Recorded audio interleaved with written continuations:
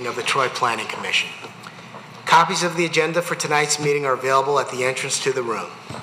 Additionally, the agendas and minutes of prior meetings are available on the city's website.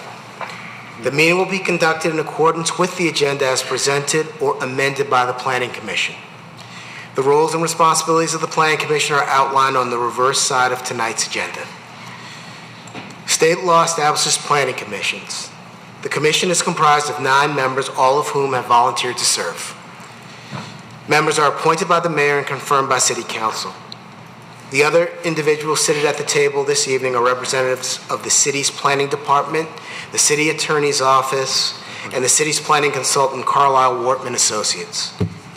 If you wish to address the planning commission, please come forward when recognized and provide your name and address on the sign-on sheet. Please begin your remarks by stating your name for the benefit of the commissioners. All remarks are to be addressed to the Planning Commission, not to anyone else in the room. At this time, I ask that all cell phones, Blackberries, PDAs, or any other devices that might disrupt this meeting, please either be placed in silent mode or be turned off. Ms. Zarnicki, the roll call. Mr. Savadan, are you going to read the roll tonight? I'm sorry, it's not in front of me. Thanks, Kathy.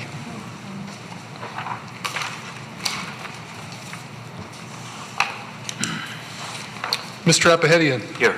Ms. Cruz. Here. Mr. Lambert. Here. Mr. Faison. Here. Mr. Hudson. Here. Mr. Krent. Here. Ms. Fowler. Here.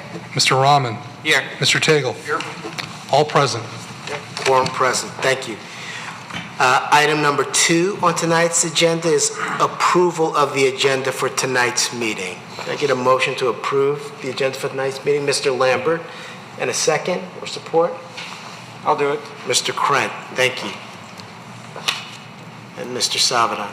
Ms. Cruz. Yes. Mr. Lambert. Yes. Mr. Faison. Yes. Mr. Hudson. Yes. Mr. Krent. Yes. Ms. Fowler. Yes. Mr. Rahman. Yes. Mr. Tagle. Yes. Mr. Apahedian. Yes. Motion passes. Item number 3 on tonight's agenda is approval of the minutes for the June 25th, 2019 Planning Commission meeting. If there are no questions or comments, I will move to approve. Mr. Apahedian, in support. Ms. Fowler? Thank you. Mr. Savadan, when you're ready. Mr. Lambert. Yes. Mr. Faison. Yes. Mr. Hudson. Yes. Mr. Krent. Yes. Ms. Fowler. Yes. Mr. Rahman. Yes. Mr. Tagle. Abstain. Mr. Apahedian. Yes. Ms. Cruz. Yes. Motion carries. The next item is item number 4, public comment for items that are not on tonight's agenda. Is there anyone in the audience that wants to speak on an item that is not on tonight's agenda? Seeing none, I'll move to item number 5. Item number 5 is public hearing, preliminary site plan review, file number SP JPLN 2019-0013, proposed Ashton Park one-family cluster development, southeast corner of East Square Lake Road and Willow Grove, parcel 88-20-11-201-001, section 11, currently zoned R1C, one-family district. Mr. Carlisle? Yes, thank you. Good evening. The first item for discussion tonight is a proposed development on an 8.7 acre site that's located at the southeast corner of Willow Grove and Square Lake. The site is currently zoned R1C, single-family residential. On the site, there is approximately 1.85 acres of MDEQ regulated wetlands. In addition, the applicant is proposing to do a 29-unit detached single-family cluster development. The site plan is shown in front of you. I want to reference that north is this way. So Square Lake Road is to the right here. Willow Grove is to the top part here. The applicant is proposing 10 units that will actually front and have access off Willow Grove. There will be a private road developed, and they will have 19 units that will front and access on the private road. We do note that it does meet all the cluster area setback and open space requirements. When we look at cluster plans, we look at them in context to a parallel plan. The applicant has submitted a parallel plan. It's shown in front of the screen in front of you. By right, the applicant could do 17 units. As you can see, there are approximately 5 units. There are 5 units that front on Willow Grove, and then the remaining 12 units are on a public road that enters the site. Again, on this one, there are actually 2 points of access, one off Square Lake and one off Willow Grove, and the proposed cluster does not have any access off Square Lake Road. We do note that they would approximately save about 1 acre of wetlands. However, there would be no common open space saved as a result of the parallel plan. In addition, we do note that there would be no limitation on the house size. And one of the applicant, as you can see in their parallel plan, are picking up additional units because they are providing this 1,500 square foot house size maximum that we have discussed previously. So in front of you is the cluster proposal. Again, 10 units are accessed off Willow Grove. They are saving 30% of the site as common open space. They are preserving 1.4 acres of wetlands. In addition, they are going to restrict that all 29 units are 1,500 square feet or less, including a master bath and bedroom on the first floor. Again, this is the desired housing type that we've had a lot of discussion on recently. So the benefit of the cluster as proposed, in exchange for the 12 units requested by the 12 additional units requested by the applicant, is again the preservation of 30% open space, the preserving of 1.4 acres of MDEQ wetlands, the preservation of 139 protected inches of trees, as well as again all 29 units will be the 1,500 square feet or less. With regards to traffic, a trip generation was conducted or studied by OHM, the city's traffic engineer. They note, they compared both the 29 units versus the 17 non-unit parallel plan.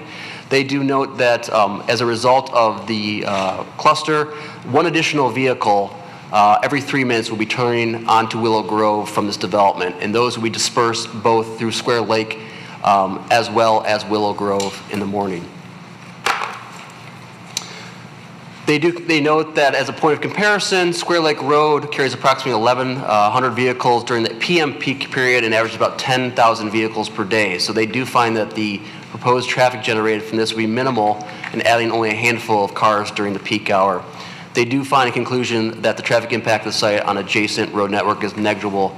It would be imperceptible to the majority of the reusers. The applicant has provided a detailed landscape plan. They are complying with all landscape requirements, except we do note they are deficient of 1 proposed street tree on the private road, and they are preserving trees, so they do not have to provide any additional trees as a result of mitigation requirements. The applicant has provided elevations as well as renderings and floor plans for the Planning Commission to consider. This is a proposed elevation of the 1,500 square foot unit. As you can know in the floor plan, there is a master bedroom and bath, and there is a basement for this, but there is no second floor as associated with this proposed product. There are very detailed standards that the Planning Commission is to consider with the cluster. This includes the long-term protection and preservation, which would be unfeasible without the cluster development. The use of creative or innovative site design, whether the appropriate buffer land use transitions has been provided, whether a compatible mixture of open space, landscape area, and pedestrian amenities has been provided, whether sustainable design features and techniques have been provided, a means for owning common open space, whether the density bonus is commensurate with the benefit, whether the cluster is compatibly served by public safeties or public facilities and services, and lastly, if the architectural form and scale and massing is in proportion and complementary. We do find that many of those standards all those standards are met, and many of the benefits of this development would not have been achievable without a cluster type development. We find that the request complies with the master plan. The development better protects both the site's natural resources as well as adjacent properties than if it were not developed as a cluster. The cluster is compatible with adjacent properties. It can be adequately serviced by municipal water and sewer. It provides those benefits I noted earlier. And lastly, and perhaps most importantly, it provides a unique housing option that is not being currently provided in the market. With that being said, we are recommending approval, provided the applicant provide the following 3 conditions. First is a submission of an open space preservation covenant. 2 is a detailed narrative of the methods for protecting the natural resources. And third is to add one additional street tree to the private road. Excuse me. Thank you. Thank you, Mr. Carlisle. Any questions for Mr. Carlisle? Mr. Lambert? Thank you, Mr. Chairman. Just a quick question. I believe that the applicant is proposing sidewalks along Willow Grove and along the private drive. Is that correct? Yes, that is correct. In addition, the applicant is working with the engineering department to pave the portion of Willow Grove to their street entrance. And then as a follow-up to that, is there any reason, I know there's no connection on either side of it on Square Lake, but eventually I know the city would like to put sidewalks along Square Lake. Is there any discussion with the applicant about building a sidewalk along Square Lake Road on the development? There is a proposed sidewalk on Square Lake for their development. Oh, there is? Okay. Yes. All right, okay, thank you. Yeah. Mr. Tattapelli? Thank you, Mr. Chairman. Is there something between 10, 11, 9, and 12? What's that one thing in the middle? 10, 11. So you looking at the units right there. I believe that's a stormwater drain Okay, that's a drain. Okay. that runs in the rear yards of these properties. Okay. All right. Thank you.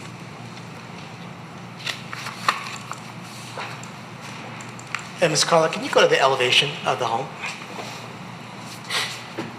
So looks attractive to me, but I was just curious, so does that meet our requirement that the garage not be the dominant feature in the front of the home?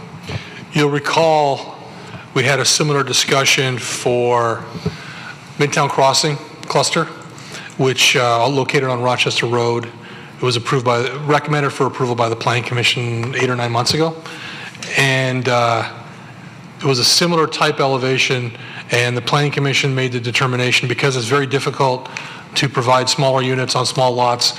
When you start to add side entry garages, you require wider lots, and it's more difficult to get the density we desire.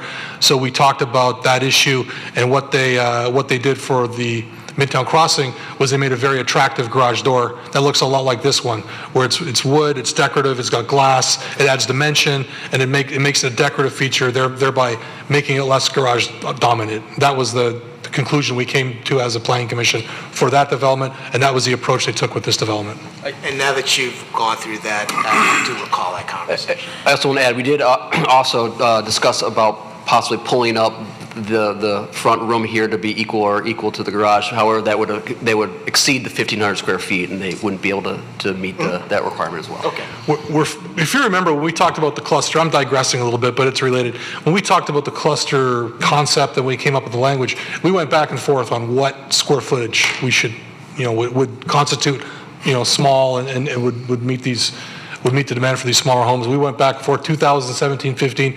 We landed on 15. We're hearing from the development community that's a little small, and this team really sharpened their pencils to come up with the square footage that was going to meet our requirements. But when you start shifting walls, it starts to Make it more challenging. Yes. Understood. Thank you. Anything else? Yes, Mr. Craig. Do these homes have basements? These homes do have basements, yes. Is there also a second floor? I'm looking at the floor plan. It looks like there is a small second floor, but the applicant can address that concern, that question. So when you say 1,500 square feet, is that on the first level only? Total square footage of the home. So it's the first and second? Doesn't count. We don't count garages. We don't count basements.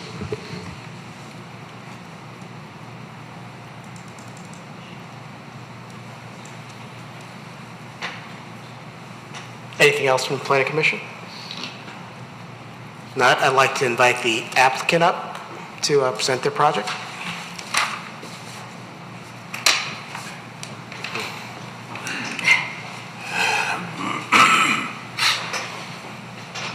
Good evening. Good evening. For the record, Jim Polyzois on behalf of Ashton Park.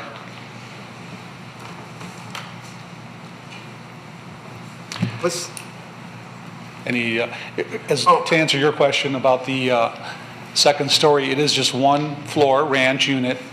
There is a basement. Those stairs, that's an error where it says up, so it's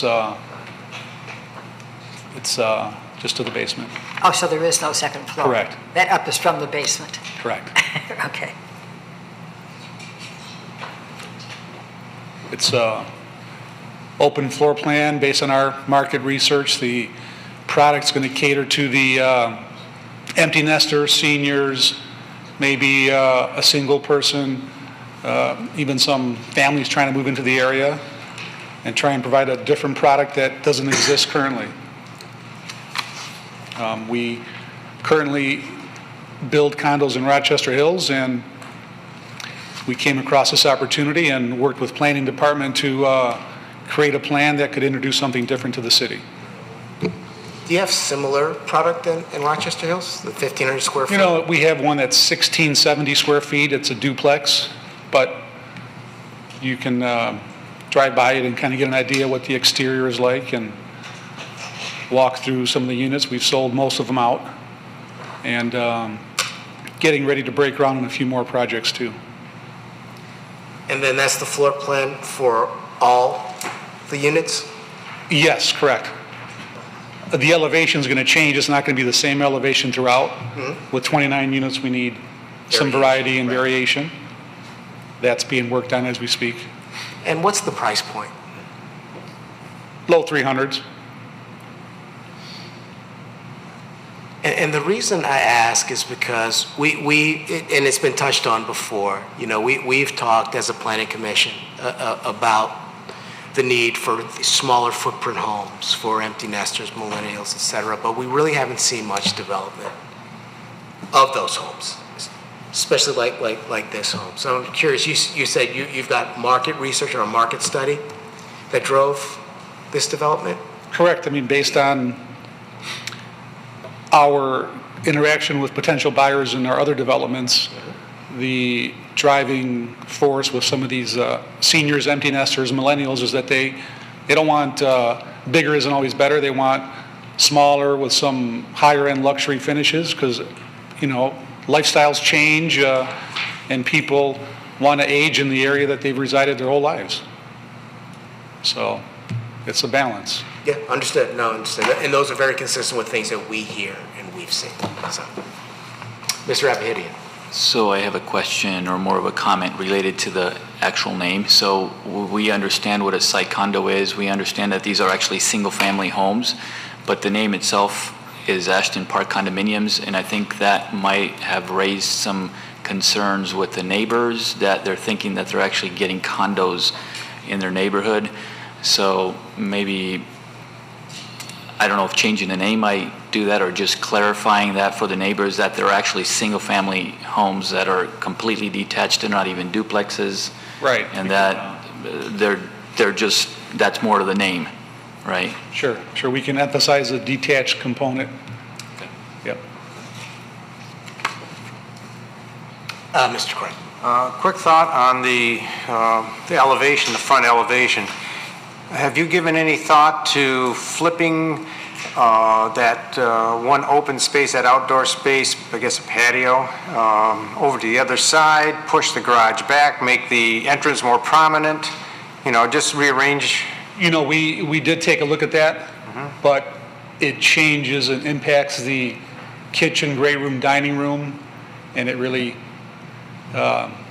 breaks it up, and we kind of preferred that open concept and feel to really, Oh, yeah, no, that's, I'm not saying, I think the layout is fine, but it can be shifted around like a puzzle piece, you know. We tried it. You tried that? Oh, yeah, we did. And the garage being deeper in and the front door being more prominent to the front doesn't work. Correct. You know, some of the units we're doing in Rochester Hills, it says you're describing, but the size is bigger, you know, 1670. So that extra 170 square feet allows us to maintain that feel and accommodating the elevation as you're suggesting. But at 1,500 square feet, it's really tight. Okay. Maybe we should relook at the 1,500 then. Mr. Sauter. So as I stated earlier, when we created the cluster language, we went back and forth on what what the magic number should be for what constitutes a smaller unit. Based on your market research and your background, your knowledge, what's the sweet spot? Is 1,500 too, if you could wave your wand, what would be the magic number for the maximum for a small home for this ordinance? You know, under 1,700, 1,675, I think is ideal spot. 1,500, you know, we're going to make it work. It's going to be nice and open, but, you know, that extra 170 square feet could maybe add a little office area or another little room, or create the versatility that you're asking for with the dominant house and pushing back the garage. You may recall Mr. Edmonds indicated he could not fit his piano in 1,500 square feet. Yep, I was going to say something to that effect. Good call. Mr. Appiedi. So the site plan doesn't show this, but are you proposing to do elevations that are mirrored images, or all the units consistently with the garage on the left? Probably all garages on the left. All garage on the left?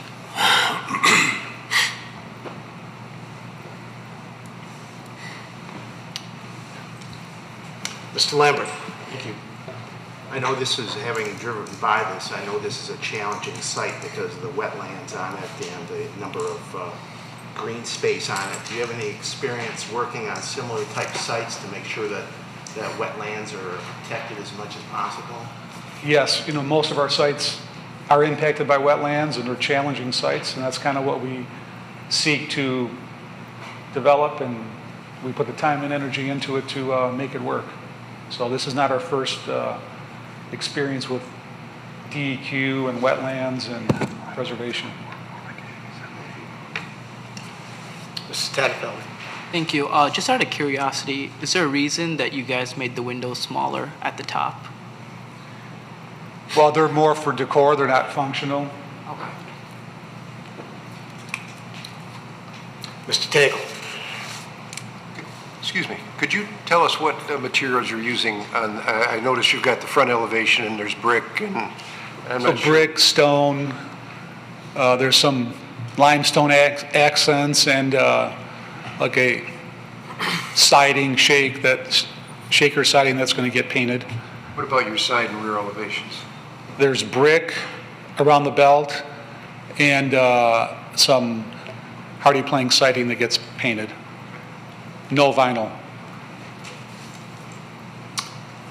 Mr. Robin. Are you going to be consistent in terms of having the high-end material?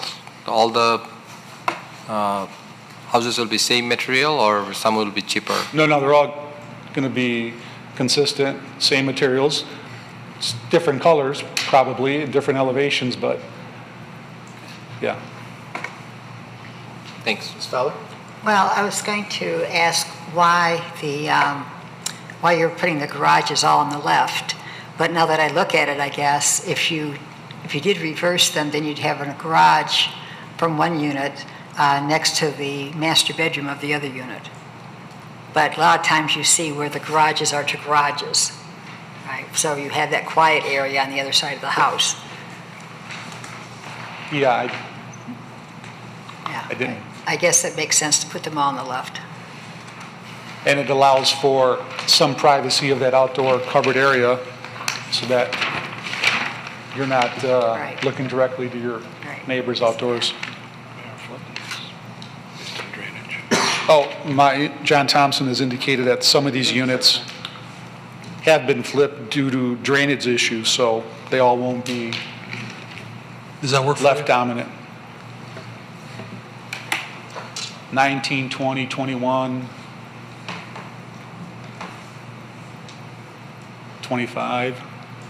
Are you saying some of those units? Some of those left the units. garage on the right? Correct, yep. Mr. Appiedi. So it's not random, it's just specific units that you won't actually build per the request of the buyer to have them flipped a certain way? Correct. They're more of a spec, and this is what you're getting? Okay. Anything else for the applicant? Well, just maybe one thought. So Has there been any study done as far as the habitat for blue heron on that site? No, not to my knowledge. Okay, maybe that's a question for staff later. Hate to throw a curve at you guys, but No, you're not throwing a curve. No, there's not been a study for blue heron on the site. so are there still blue heron there or not? I don't know. Okay. Thanks. Just a reminder that this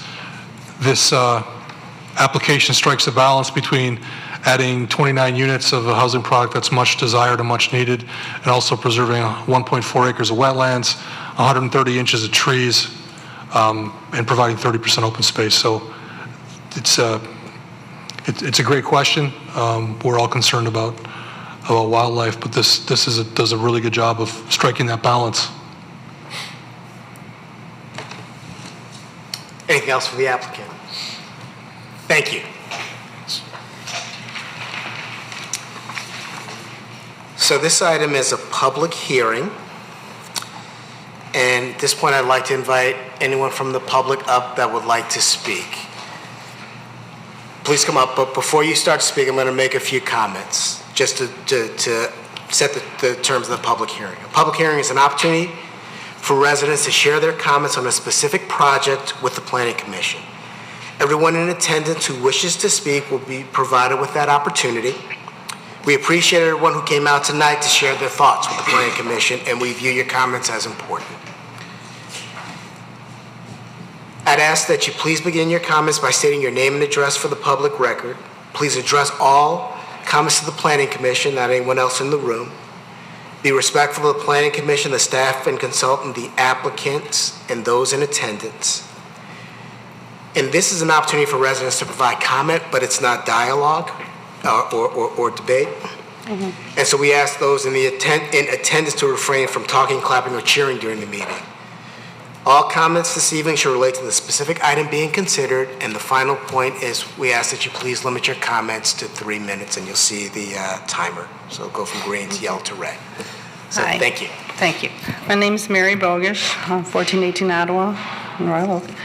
I had the opportunity to go to a meeting with the neighbors, and although I don't live on Willow Grove, I've done a frog and toad study for the Detroit Zoological Society, and this is one of my 3 sites. And there's a very high intensity of frogs. You should listen to the frog calls for periods of time in the season from spring to midsummer. So that is, there's a great intensity of the different species of frogs there. During that meeting, I met the owner of the property, and he told me to write down 3 words, and I said, I don't need to write them down, I'll remember the 3 words he told me to make note of. And those 3 words were want, requirement, and need. So I looked and thought about those 3 words, and I came up with the fact that Troy residents want more green space and wetlands in Troy. We require suitable habitat for the vastly diminishing wildlife in Troy. We require, or we need, I should say, oxygen given by trees and plants to curb climate change. The more and more development you see happening in Troy. It's interesting how everybody went up north to seek nature, and I was out there listening, and it was more wildlife out, no cars, dark. The nature's here if we want to preserve it, and we respect that we have it here. Willow Grove is a quiet street loved by the neighbors who live there. This development will drastically change the quiet solitude of Willow Grove Road and will negatively impact the wildlife species that depend on these wetlands for survival. So I want you all to consider that, because although they show the wetlands that's preserved, where some of these structures going in is wetland now. So I would have hoped that they would have done more of an ecological survey, but that's my comment. Thank you. Thank you.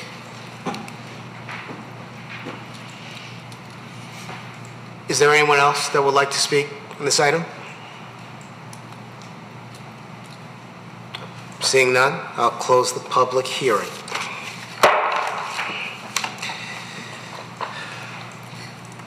Ask if there's any more comment from the Planning Commission on the project or questions.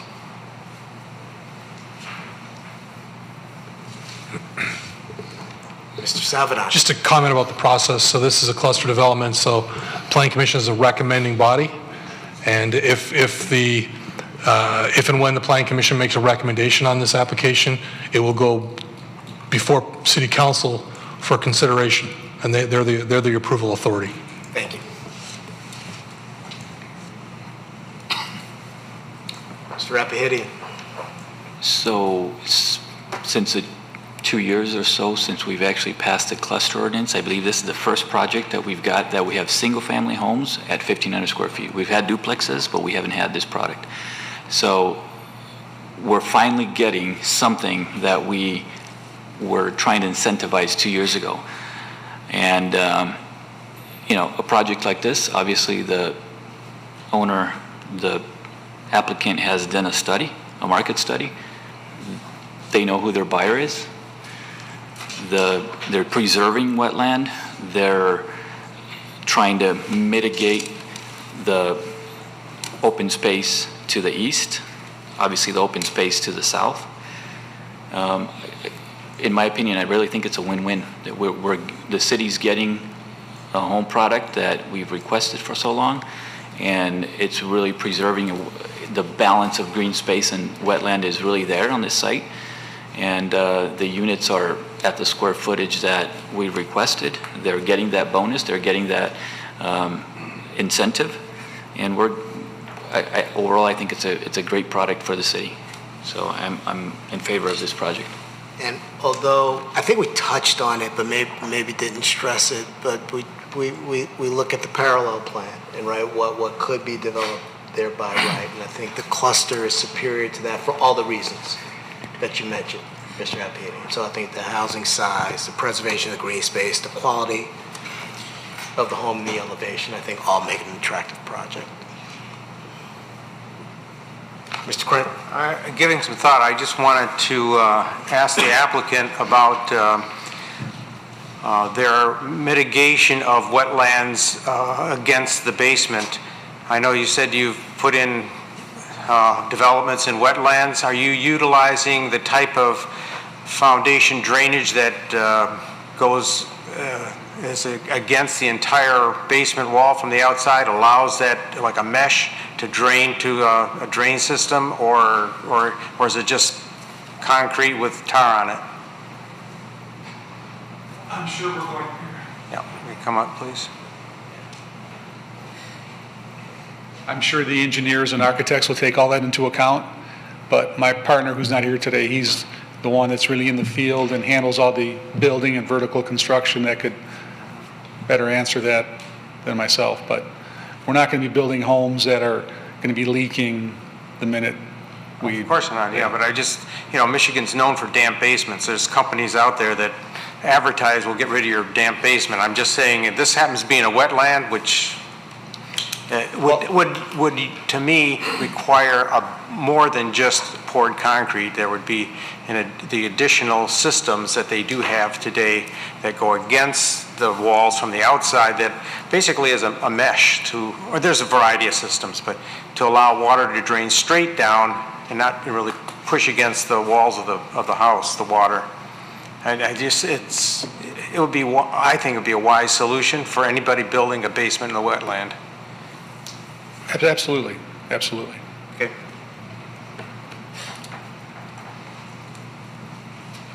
Any other comments, Mr. Rahman? So I agree with Mr. Rapahidian. I think this project is, I would consider like a poster child project that we can think of, you know, what the city needs at this point of time, because we only see 3,000 above square feet homes. So I definitely feel like this is a good, you know, offering from the applicant. So I think this is a good one. So I support that effort.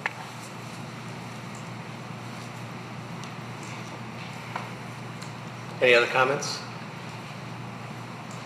Are we ready for a resolution?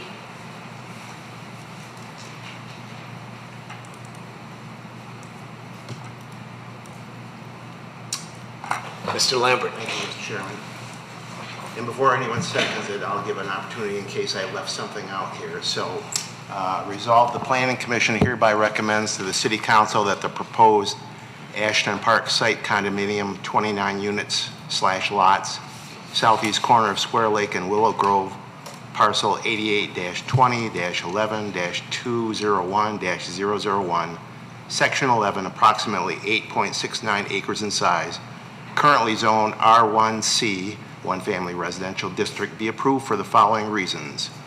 Number one, the request complies with the master plan. Number two, the cluster development better protects the site's natural resources than if the site were not developed as a cluster.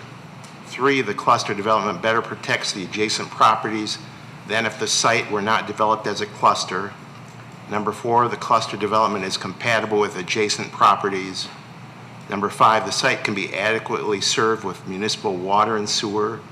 Number six, it preserves 30% overall site open space, which allows for the preservation of natural resources and inclusion of site amenities. Number seven, preserves plus or minus 1.4 acres of wetland. Number eight, provides long-term protection and preservation of natural features and open space. Number nine, utilizes innovative and creative site design. Number 10, preserves 11 regulated trees, which totals over 139 inches of existing landmark and woodland trees. 11, provides a unique housing option that is underprovided in the market. Be it finally resolved, the Planning Commission recommends the following design considerations. One, submission of open space preservation covenant and detailed narrative that indicates a specific method for protecting significant natural features, including tree preservation and wetland preservation. Two, adds one additional street tree to the private road. Thank you. Support? Ms. Fowler. Savada? Oh, I'm sorry. It's been a while since I've done this.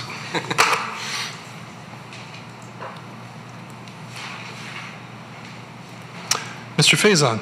Yes. Mr. Hudson?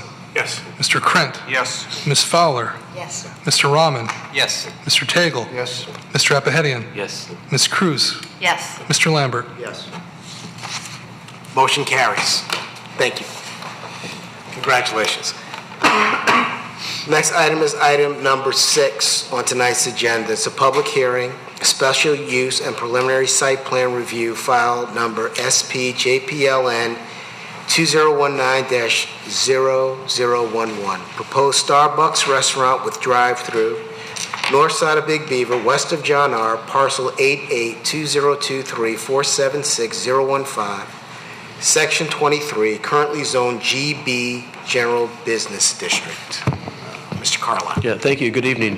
Mr. Bostic, who owns a Troy Sports Center, is proposing to develop a 5,300 square foot outlet building within the parking lot of the existing Troy Sports Center. 2,300 square feet of that is proposed for a Starbucks drive-through, and 3,000 square feet is for an undetermined dine-in restaurant. We do note that special use, a drive-through does require a special use. The new outlet building is located directly south of the existing Starbucks suite in that stripped building to the north. As a result of the new outlet building, there is a proposed net loss of a total of 79 parking spaces from the Troy Sports Center, and I'll talk about parking in a few seconds here. Access to the site will be within the existing parking area. This includes 2 access points off Big Beaver, 1 access point off John R. Road. There are no changes to access to the site as a result of the proposed development. As noted on the graphic above, the site is located right here.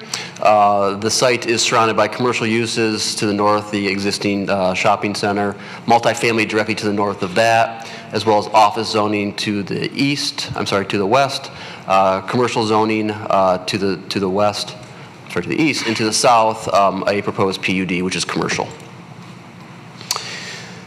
The site arrangement, the 5,300 square foot building is located parallel to Big Beaver Road. It is set back from the right of way by an existing green belt and 1 row of parking. I do want to remind the Planning Commission this is not under Big Beaver zoning, this is under CB zoning, so the applicant is not required to put the building adjacent and directly fronting on Big Beaver Road, so this does comply with all the requirements of the zoning district.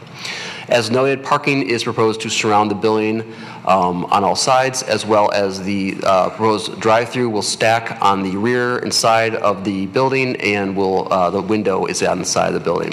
Again, the applicant does meet all the CB district requirements. As I did previously noted, vehicle access will remain as is with 2 locations off Big Beaver, 1 location off John R. There are no proposals to the site access. The applicant has provided direct pedestrian access from all 4 sides and through the parking lot. We do note that we do have a concern. The applicant is proposing to just simply stripe the northern parking row between the drive aisle to the strip mall and proposed parking. We are asking this actually be curbed and not striped, just so there's a clear delineation between the parking and the drive aisle itself. And lastly, the engineering department has reviewed the application as well as circulation and notes that they have asked for additional directional signage and pavement marking to ensure safe circulation, such as one-way signage and one-way striping. With regards to parking, the applicant has proposed to utilize a shared parking with the entire site. They have provided a study which has been reviewed by the traffic engineer of the city as well as the engineering consultant. They do note that there will be at the end a total of 1,128 parking spaces. As I noted, the traffic study has been reviewed by OHM. They do note that during peak periods of parking demand, some portions of the site, such as the Troy Sports Center, will be fully occupied with parking that will have to spill over into the less busy spaces, such as the Kroger and Walgreens. They do note that there will be times when patrons will have to drive around the site looking for parking and may have to park further away than what their intended location would be and have to walk to their site. Therefore, OHM does note that it's critical that site layout and operations facilitate pedestrian circulation. So they are asking that a parking operational measure plan be put in place that would be reviewed by the city. This includes designating that employee parking be located in certain areas which will allow closer parking to the actual buildings themselves, as well as coordinating off-site parking with shuttle services during hockey tournaments. The largest concern from a parking standpoint is during big hockey tournaments, ensuring that there's adequate parking during those times. So at this time, OHM has reviewed the parking study and does recommend approval, provided that they do this operational measures and the plan actually be approved and reviewed by the city. With regards to landscaping, the applicant is adding landscaping to the site. We do note that, however, they are deficient by 3 spaces on Big Beaver Road. In addition, they have shown a trash screening enclosure on the north side of the building that's screened from Big Beaver. However, they have not indicated what that trash enclosure screen is going to be, so we asked information for what that's going to be. As I noted, this is a special use. There are 5 standards that the Planning Commission considers for the special use. That includes compatibility with adjacent uses, compatibility with the master plan, potential traffic impact, impact on public services, and lastly, the compliance with zoning ordinance standards. We do find that the proposed development meets these findings. It does fit with the commercial character of the property in the surrounding area. It is consistent with the master plan. It should have minimal impact on overall traffic outside of the specific site itself, and it should not cause any additional impact on public services beyond what would normally be experienced for other uses in the similar district.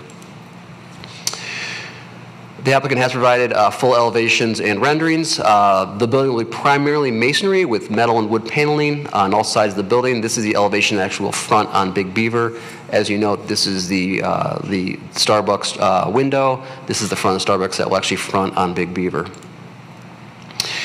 One thing we did have a question about that should be discussed by the applicant is they do show the proposed tenant space adjacent to Starbucks. They have similar design patterns with the Starbucks, include the same color awnings, etc. Our question is if there will be another tenant that comes in there and asks for changes based on their corporate appeal, will these require changes to the elevation, or can they keep this consistent architectural pattern moving forward? Excuse me. This is the elevation looking from the internal drive aisle that's just off of Big Beaver. And this is looking at a bird's eye view of the site from Big Beaver. Excuse me. You can read the rest. With that being said, do you need the Heimlich? Are you good? Yeah. We recommend special use approval and preliminary site plan approval with the following conditions.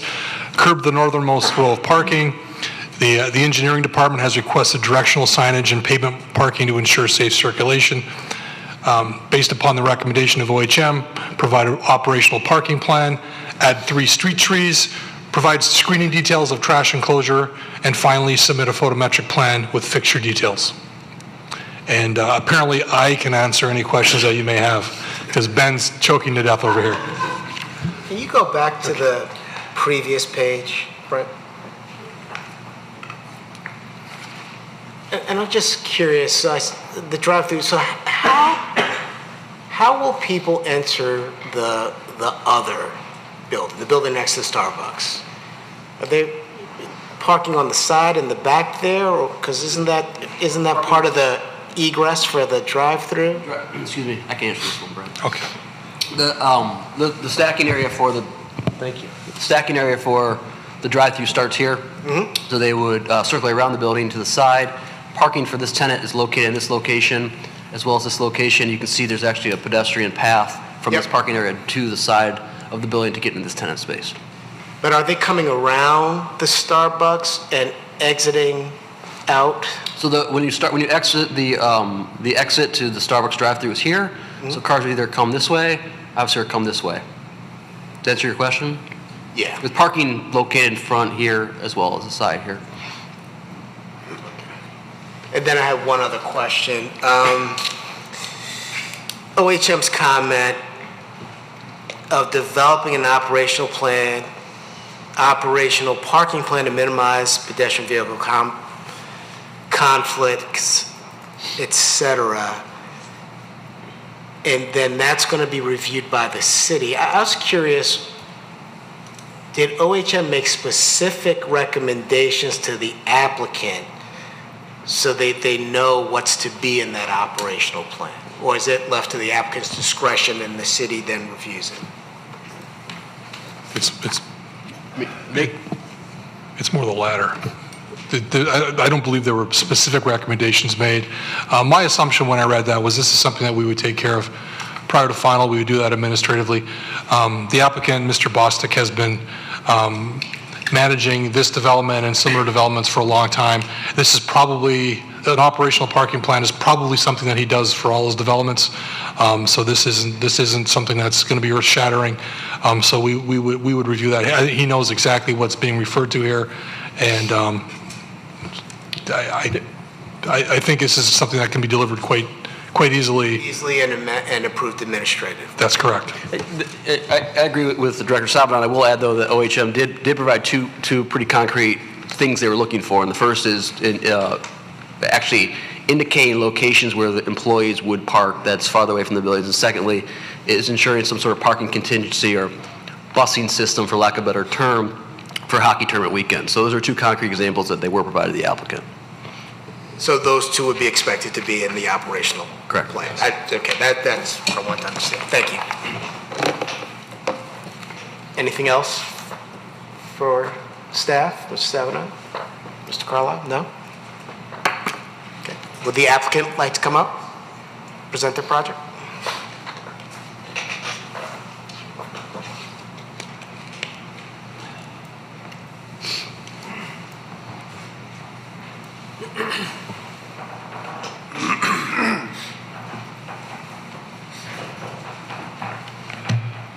Good evening, ladies and gentlemen. My name is Peter Stuhlreier with Design House Architecture, representing Mr. Bostic in the development.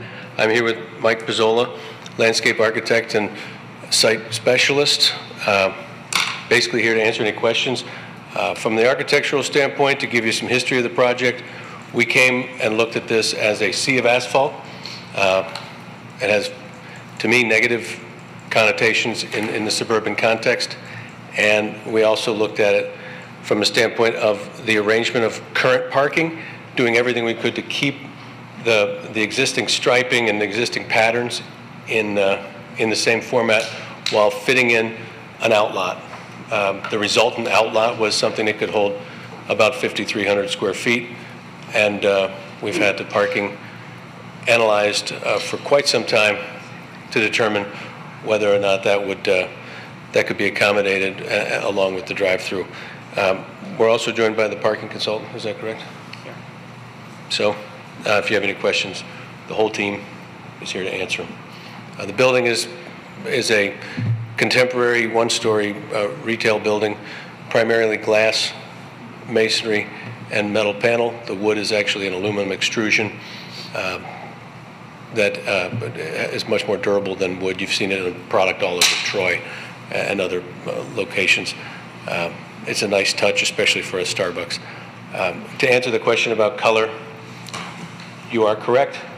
The brand of this secondary tenant could be anything at this point, and we could have drawn blue or red or yellow.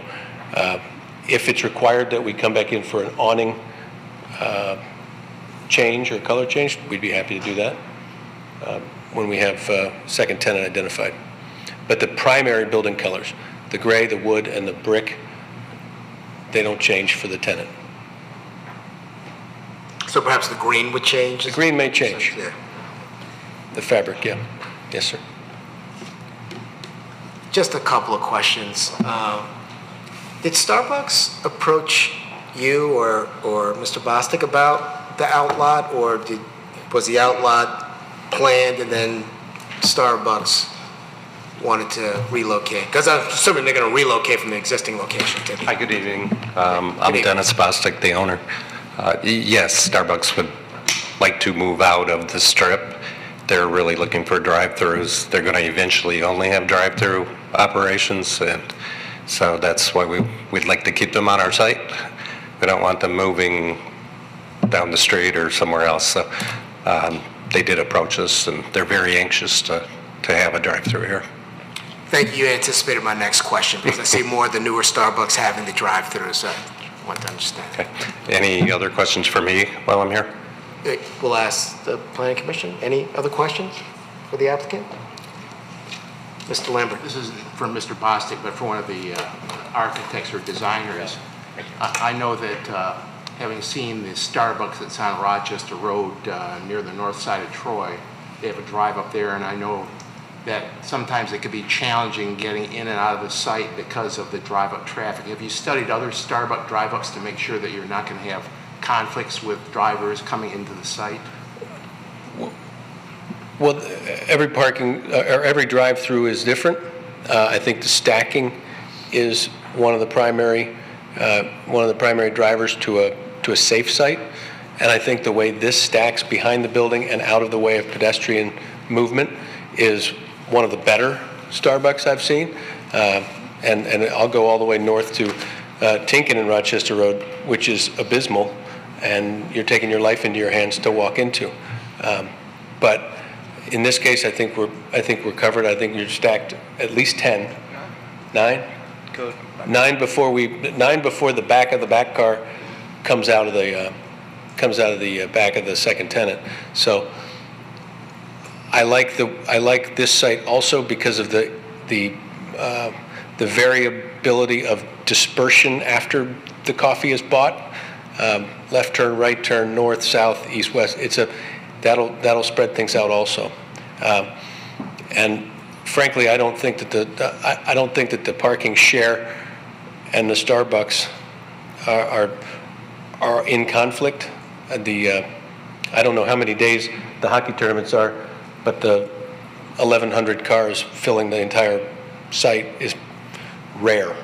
Let's just say extraordinarily rare. And so this has an abundance of parking all around. Thank you. Mr. Tagle. The location of the dumpster. Talk a little bit about that as far as how that's going to be maintained after several months of a restaurant carting their trash out there and the trucks driving up and the oil dripping from the hydraulics. Are you at all concerned with the look, what that's going to look like with your customers sitting there waiting in line to order? A well-managed facility is a well-managed facility. The dumpster enclosure, to answer a question that came up, is masonry. The gate is the wood that matches the building. I'm not highly concerned. I believe that's an entirely concrete apron in that area, so we're not going to see a lot of depression from the truck tire and the load of the weight of the dumping of the dumpster. So I'm not that concerned about that.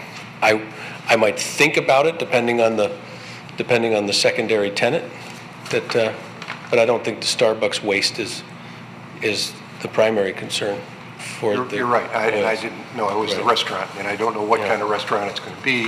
Right. Had you thought about sliding it east further away from the west end of the building and where the cars are turning? Go ahead. Yes, we did. We had a conversation. Initially, it was farther east, but the planning department came back and would like it attached to the building so it's less obtrusive. Doesn't really stick out like a sore thumb. It's actually part of the building, so it kind of hides itself. And that's kind of where we left it. Also, we don't want, employees trucking stuff across the parking lot farther than they have to. It puts it right up against the building. We can put a hose bib to assure anything gets cleaned up that gets spilled. But I think after our conversation with the planning, it is in the proper location. When I said to the east, that would be to the right. To the right.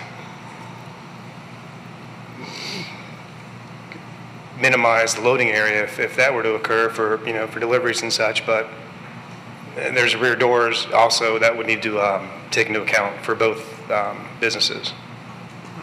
You see the two rear doors are I see them. right in line. What's the length of the loading? Is it 40 feet? 40 feet. 40 or 50?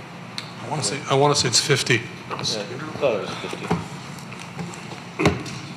It's a compact site. I mean, it's a compact building with the trash, and Mr. Pizzola is right about moving that dumpster out into the parking lot and having to truck things across.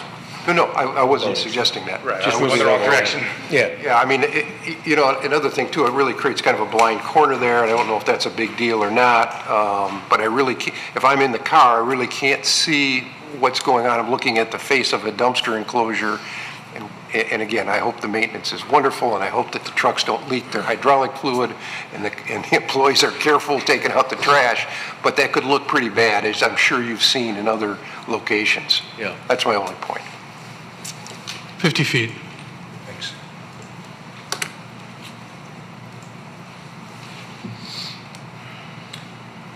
Mr. Tattapelli. Thank you, Mr. Chairman. My question for the parking right here is, why is the right side not slanted like the left side? Are you talking about the angled parking? Yes. For that section of drive aisle, it's a one-way drive, so that, and to understand why, when you're driving in the drive-through, you're on the left side of the road.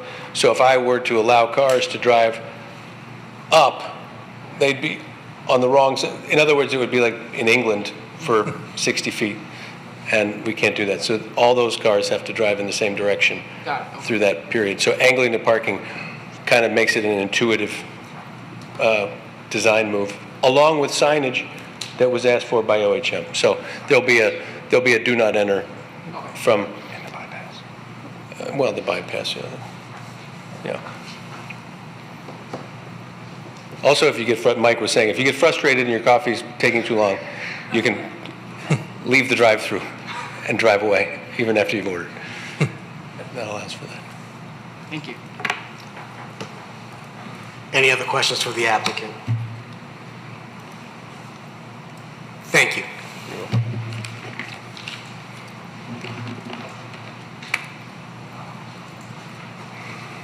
One other thing, if I may, we do have a materials board which shows the actual materials that were being used, the metal panels, the color, and the masonry. Okay. While you're still up there, what is the north elevation going to look like? We haven't seen that in the renderings. Is that going to be all masonry? Yes, it'll be masonry. It'll be the same as the front. There's a drawing elevation. It's in the site plan packet. Thank you. page 86. This item is also a public hearing, so if there's anyone in the public or in the audience that would like to speak on this item, I'd invite them to come up now.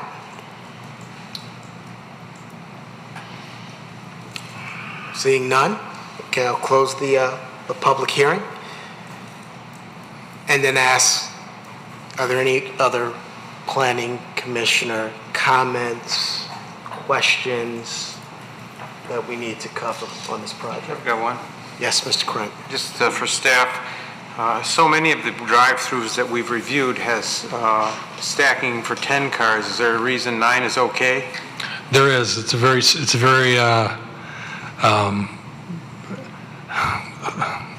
trying to think of the right adjective. So our zoning ordinance, it's there's an error in the zoning ordinance where there's 2 standards. In one place it says 10, and in the other place it says 9. And we're going to close that loophole so it's consistent. And they happen to look at the page that said 9, and that's an error that we're going to fix. So I guess the adjective I was going to use is dumb. Okay. That we've had that zoning ordinance for since 2011, and this is the first applicant who's discovered the loophole. So kudos. we didn't know it was there. And knowing how popular Starbucks is, I could see more than 9 people waiting.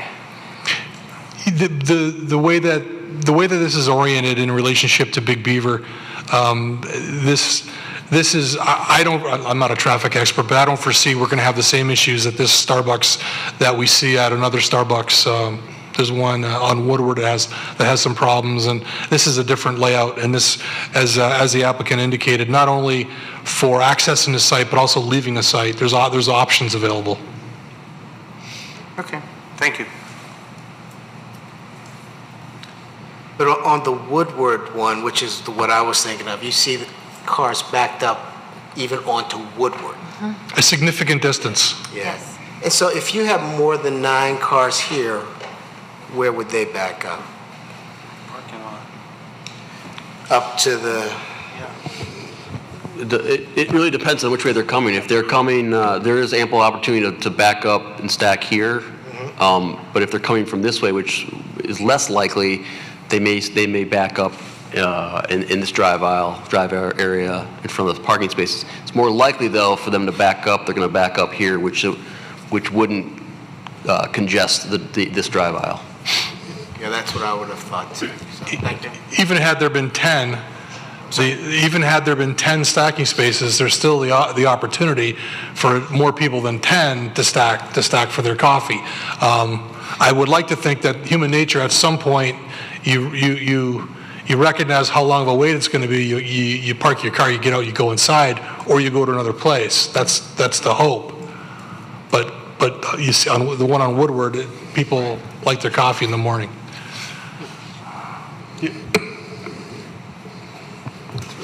Any other questions or comments? Right. Mr. Abmahanian. Just looking overall at this project, I think it's a really good upgrade to that site. The architecture, the quality of material is an upgrade to what we have there existing right now, the existing strip to the north. So I really like the addition to that site, the way it's been presented as a project. I think the applicant or someone representing the applicant made the comment it was a big stretch of asphalt, which I think it was. It's an improvement over that. I think there's obviously a business reason for doing it with the Starbucks and the needs. So I think it's an improvement as well. Are you ready for a resolution? Mr. Tenapelli, did you have a comment? Resolution. I'm sorry? I wanted to read the resolution. I'm not sure. Is that? Yeah. Because he's not actually technically a member of the Planning Commission, right? Right. Yeah. I appreciate the consideration, but yeah. We can let the record show that he offered to make the resolution. Which is a first for a student. It is. It is. Yeah. So with that said, will someone on the Planning Commission like to make a resolution? Ms. Fowler. Resolved that special use approval and preliminary site plan approval pursuant to the Articles 8 and 9 of the zoning ordinance as requested for the proposed Starbucks restaurant and drive-through located on the north side of Big Beaver Road, west of John R., Section 23, currently zoned GB, General Business District, be granted subject to applicant the following.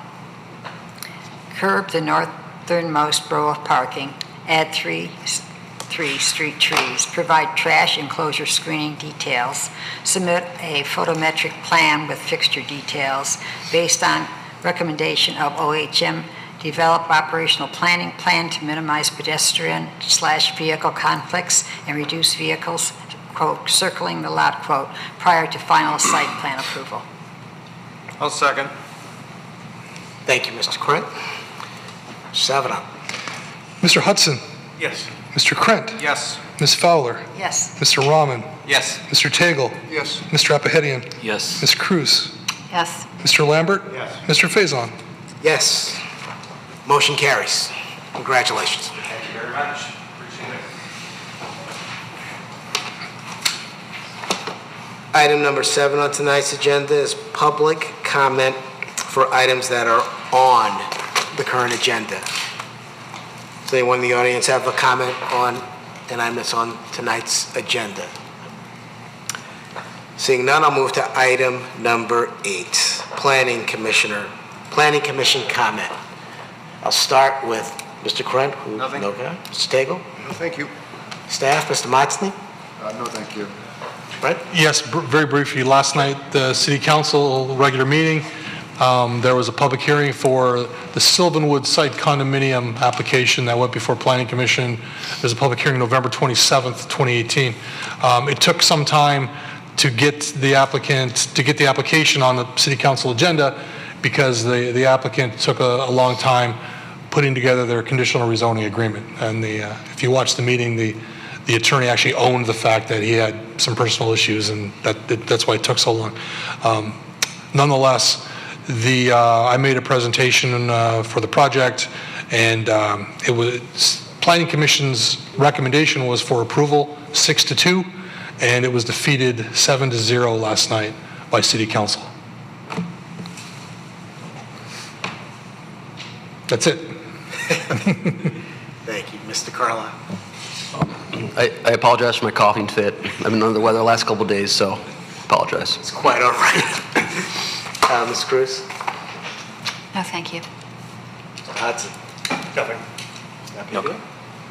Fowler? I would just like to suggest, I realize I haven't been on the commission very long, but perhaps there would be an opportunity to discuss the change in the size of the cluster development from maybe 1,500 to a little bit larger, to maybe 1,750, 1,770. And I'm just talking personally. For myself, 1,500 would be too small. That's just a personal comment. It was way too small for Mr. Edmonds. It's way too small for Mrs. Cruz. I think that's a very valid comment. I just don't, I think it's worth considering. But then we got to figure out how we make the assessment and evaluation. But I think that's a very fair and appropriate comment. Mr. Rahman? No comment. Thank you. Mr. Lambert? Just one comment. I watched Mr. Savanaugh last night at the City Council's presentation, and it was excellent. If you didn't watch it, watch the YouTube video of it. Not did he just cover the rezoning application, but he gave this people in the audience and people watching on TV a background on how rezoning occurs, and that ought to be maybe a hit tune on YouTube sometime in the future. Thank you for the kind words, Mr. Lambert. Mrs. Tatterpally? No, thank you. Nothing from me. We're adjourned. Thank you.